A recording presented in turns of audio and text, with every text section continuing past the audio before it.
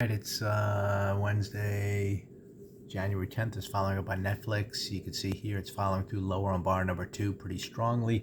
Just scaled out to set up an overs trade. Bought those 480 puts at 419. Just scaled out at 505.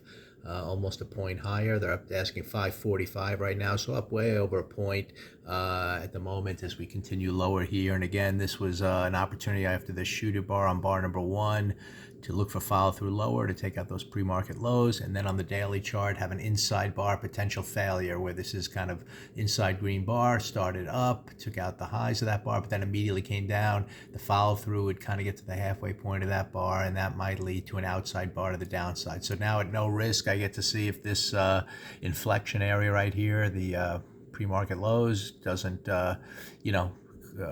is just not a liquidity grab and we head higher, or do we just hold in here and then really work towards yesterday's low, which is the potential on this trade at no risk right now. So hopefully it'll just kind of go bar after bar towards our target, which is an outside day to the downside, and we can start turning this weekly chart, which looks like it might be developing a 2-up failure after 3 days. Maybe we can turn that red as well, but we'll see. This week is a little tricky to know how it's going to end up, but certainly not following through much after a potential reversal last week. You can see here the last 2 days really haven't followed through all that much. We're getting, like I said, an inside bar failure to the downside. So good trade on NFLX now, no risk, if it wants to continue lower, and the stop will kind of be the midpoint of that first bar.